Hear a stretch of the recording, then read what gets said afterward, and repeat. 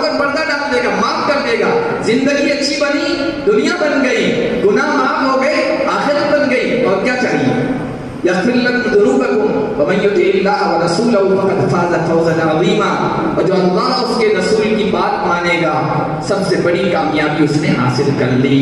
اور شادی کے موقع پر، اس موقع پر میں الحاج محمد عتیق صاحب اور حاجی محمد حسین صاحب غوری کو مبارکباد دیتا ہوں خصوصی طور پر کہ سب کچھ ہوتے ہوئے، پہچان ہوتے ہوئے، لوگوں میں تعارف ہوتے ہوئے، خوشحالی ہوتے ہوئے، مال و دولت ہوتے ہوئے، مقام و مرتبہ اسٹیٹس ہوتے ہوئے بھی اتنی سادگی کے ساتھ یہ نکاح کیا جا رہا ہے. اور مختلف جو پیغام لکھے ہوئے ہیں، میسج لکھے ہوئے ہیں، یہ ایک انوکھی طرز انہوں نے ایجاد کی ہے جس کی تحسین کرنی چاہیے اور جس کی حوصلہ افزائی کی جانی چاہیے. نہ صرف حوصلہ افزائی بلکہ ہمارے مالدار لوگ اس کو آئیڈیل بنائیں اور اسی طرح کی سادگی کے ساتھ تعلیم کا میسج، اصلاح کا میسج، سادگی کا میسج اور نبی صلی اللہ علیہ وسلم کی سنت کے مطابق زندگی بسر کرنے. اور نکاح زندگی کا ایک چھوٹا سا جزو حصہ ہے، اس کو بھی نبی پاک صلی اللہ علیہ وسلم کی سادگی بھرے انداز سے انجام دینے کا ایک میسج انہوں نے دیا ہے. اس کو ہم فالو کریں، اس کو آگے بڑھائیں اور اس طرح کے پیغام کو عام لوگوں تک پہنچائیں.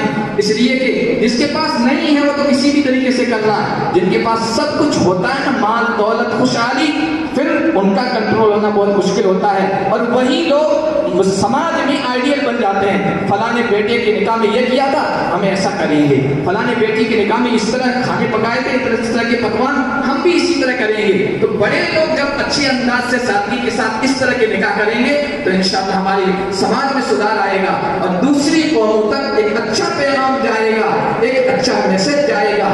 اللہ پاک اس نکاح کو مبارک کرے، اس میں برکتوں کے فیصلے فرمائے، خیر کے فیصلے فرمائے اور اس میسج کو، اس پیغام کو ان کے ذریعے سے پوری قوم تک، پوری انسانیت تک پہنچائے. اسی دعا کے ساتھ میں اپنی بات ختم کرتا ہوں. آخر دعوانا الحمدللہ.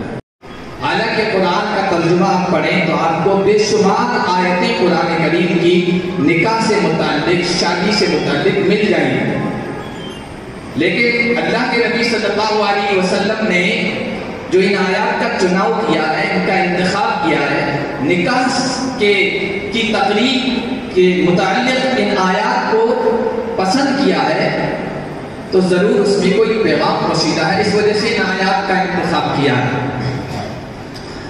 جو سب سے پہلی آیت ہے وہ سورہ نساء کی ہے، جس میں اللہ تعالیٰ نے ارشاد فرمایا، یا ایھا الناس، اے لوگوں، اے ایمان والوں نے کہا، یا قرآن کے ماننے والوں نے کہا، یا محمد الرسول اللہ کے غلاموں نے کہا، سارے انسانوں کو اللہ نے مخاطب کیا.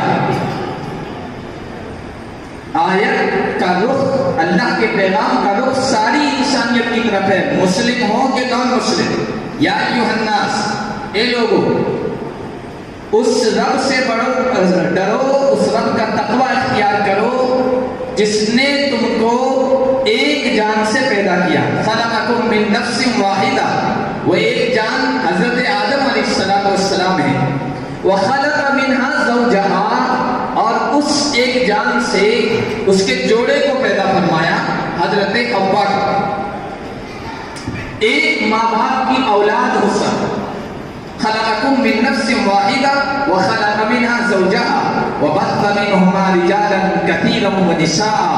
اور پھر اس جوڑے سے اللہ نے بہت سارے مرد، بہت ساری عورتیں پیدا فرمائی. آگے ذریت چلی، نسل چلی، ایک مرد ایک عورت، یعنی آدم اور حوا سے. تو سب ایک ماں باپ کی اولاد ہے. جب ایک ماں باپ کی اولاد ہے تو سب برابر ہے، کوئی اونچا نہیں، کوئی نیچا نہیں، کوئی وزیر نہیں، کوئی شریف نہیں، کوئی اعلیٰ نہیں، کوئی ادنا نہیں، کوئی بلند رتبہ نہیں، کوئی حقیر نہیں. ایک باپ کی 5 اولاد ہے تو ان میں سے کسی کے بارے میں یہ نہیں کہتے کہ اس کی برادری فلاں ہے، اس کی برادری فلاں ہے، اس کی برادری فلاں ہے. 5 کے بارے میں کہتے ہیں ایک ماں باپ کی اولاد. تو جب ساری انسانیت آدم اور حوا کی سنتان ہے، اولاد ہے، تو سب برابر ہیں. پھر برادریاں کیوں پیدا کی؟ تو اللہ نے دوسری جگہ قرآن کریم میں سورۃ الحجرات میں اس کو واضح فرمایا ہے. وہاں بھی یہی فرمایا، یا ایھا الناس انا خلقناکم من ذکر و انثی وجعلناکم شعوبا و قبائل لتعارفوا. اے لوگوں ہم نے تم کو ایک آدمی ایک عورت سے پیدا کیا, ایک مرد ایک عورت سے پیدا کیا ہے, اور پھر تمہاری آگے برادریاں. اللہ سے ڈرو جیسا کہ ڈرنے کا حق ہے, اس طرح زندگی گزارو جس طرح اللہ چاہتا ہے, اور تمہاری موت نہ آئے اس حال میں کہ تم اسلام کے علاوہ کوئی اور زندگی بسر کر رہے ہو. اسلام کی حالت میں تمہاری موت آئے. اور اسلام کسے کہتے ہیں, مسلمان کسے کہتے ہیں؟ اسلام کہتے ہیں سرنڈر ہو جانے. بلکہ اس کا اصل ڈکشنری میں معنی دیکھیں تو اسلم کے معنی آتے ہیں اونٹ کی ناک کو چھید کر اس میں نگین لانا, مہر ڈال دینا. جب اونٹ کے ساتھ یہ معاملہ کر دیا جاتا ہے تو مکمل فرما بردار ہو جاتا ہے. اب اس کی مہر اور رسی چوہے کے منہ میں بھی آ گئی اور چوہا آگے چلا تو اونٹ پیچھے پیچھے چل دیتا ہے. چھوٹا بچہ بھی اس کو لے کے چلتا ہے تو پیچھے پیچھے چل دیتا ہے, مکمل فرما بردار ہو کر. اسلم کے اصل معنی یہ ہے تمہاری موت اس حال میں آئے کہ تم مسلمان ہو. عجیب, آپ نے کبھی غور نہیں کیا ہوگا. آج میں آپ کو توجہ دلا رہا ہوں, نکاح کا موقع ہے, شادی کا موقع ہے, خوشی کا موقع ہے, اور موت کا تذکرہ ہو رہا ہے. آج کا اگر کوئی مولوی ان آیات کو منتخب کرتا تو سب چڑھ جاتے.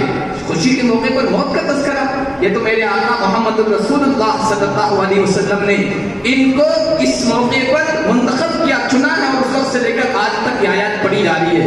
لیکن بہت ایک پوشیدہ ایک سائلنٹ میسج دیا جا رہا ہے ان آیتوں کے ذریعے سے کہ ہاں اسلام کے علاوہ اللہ کی اور رسول کی فرما برداری کے علاوہ حالت میں بھی موت آ سکتی ہے, اور آئے شادی کے موقع پر بھی آ سکتی ہے. آج تو سوشل میڈیا کا دور ہے, ویڈیو وائرل ہو جاتے ہیں, ایک دلہے کو وہ پیٹھی کی جا رہی ہے, ہلدی لگائی جا رہی ہے, اور اسی میں وہ لڑک گیا.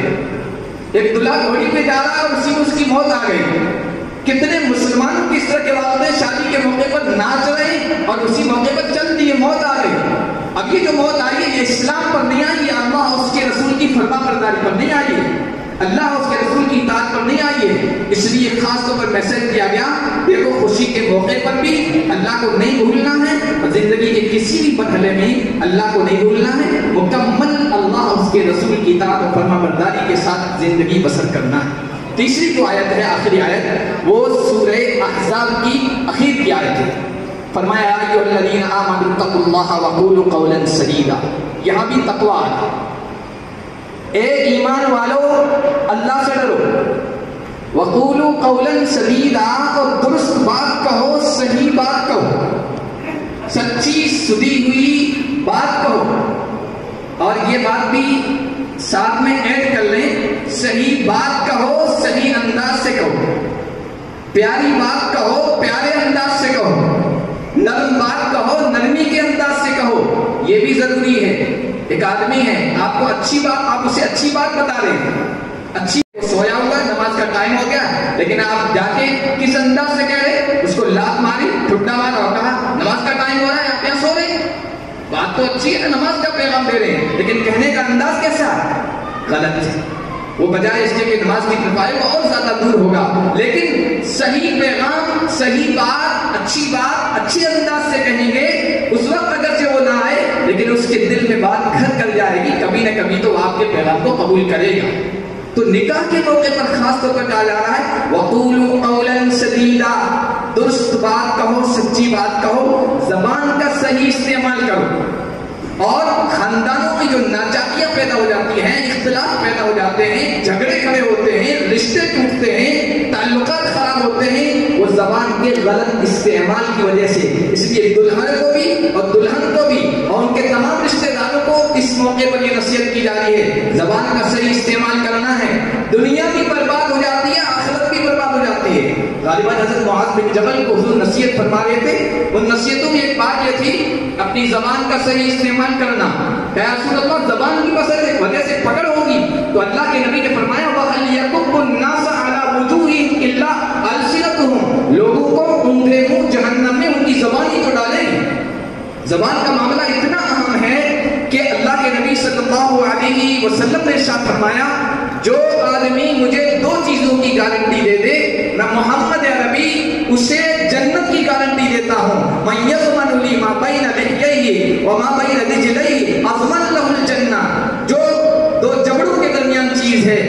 زبان اس کی گارنٹی دے دے اور دو رانوں کے درمیان یعنی شرمگاہ کی گارنٹی دے دے کہ اس کا غلط استعمال نہیں ہوگا، تو میں محمد عربی جنت کی ضمانت اور گارنٹی دیتا ہوں۔ اتنا اہم معاملہ ہے، اس لیے کہا کہ وَقُولُوا قَوْلًا سَدِيدًا، زندگی میں اچھی بات کہنا ہے، درست بات کہنا ہے، صحیح بات کہنا ہے۔ عام طور پر دیکھیے دلہن یعنی بیوی بات کہہ دیتی ہے کوئی ایسی شوہر کے بارے میں، شوہر کے خاندان والوں کے بارے میں، معاملات وہاں سے بگڑنے شروع ہو جاتے ہیں، یا شوہر کہہ دیتا ہے تلخ بات، کڑوی بات، اور وہاں سے تعلقات خراب ہونے شروع ہو جاتے ہیں۔ اس لیے اس موقع پر پیغام دیا جا رہا ہے زندگی میں اپنی زبان کا صحیح استعمال کرنا ہے۔ اگر یہ کر لو گے تو اللہ کی طرف سے کیا انعام ملے گا؟ فرمایا یصلح لکم اعمالکم ویغفر لکم ذنوبکم۔ کتنا بڑا انعام ہے۔ اللہ نے فرمایا زبان کو کنٹرول میں کرنا تو ہم تمہاری زندگی سنوار دیں گے، زندگی مزے کی گزرے گی۔ یصلح لکم اعمالکم، اللہ تمہارے اعمال کو سنوار دے گا، زندگی کو سنوار دے گا، زندگی بڑی لطف کی خوشگوار زندگی گزرے گی۔ اور دوسرا کام، اللہ تمہارے گناہوں پر پردہ ڈال دے گا، گناہوں کو معاف کر دے گا۔ غفارہ کے اصل معنی، چونکہ عام طور پر ہم عربی نہیں جانتے، عام لوگ تو کیا جو خود نکاح پڑھانے والے قاضی لوگ ہوتے ہیں 95% ایسے ہوتے ہیں جن کو ان آیات کا مطلب، مقصد، معنی پتہ نہیں ہوتا۔ عربی زبان میں ہے، زبان یار من ترکی و من ترکی نمیدانم، میرے دوست کی زبان تو ترکی ہے اور مجھے ترکی آتی نہیں، اس لیے کیا پڑھا جا رہا ہے، کیا کہا جا رہا ہے، کچھ پتہ نہیں۔ تو ان آیات کے اندر جو پیغام پوشیدہ ہے وہ میں آپ کے سامنے مختصراً پیش کرنے کی کوشش کروں گا۔ یہ بات تسلیما ربنا آتنا فی الدنیا حسنہ وفی الآخرۃ حسنہ وقنا عذاب النار من القوم الظالمین ونجنا برحمتک من القوم الکافرین ربنا هب لنا من ازواجنا وذرياتنا قرة اعین، ہمارے گناہوں کو معاف فرما، ہماری خطاؤں سے درگزر فرما۔ بے شک ہم گنہگار ہیں، خطا کار ہیں، سیاہ کار ہیں، اپنے گناہوں کا اعتراف کرتے ہیں۔ مولا کریم تو ہمیں معاف فرما دے۔ دنیا بھر میں جہاں کہیں بھی علیہ السلام پر دونوں خاندانوں میں محبتوں کے بڑھنے کا ذریعہ اور سبب بنا۔ مولا کریم جو نوجوان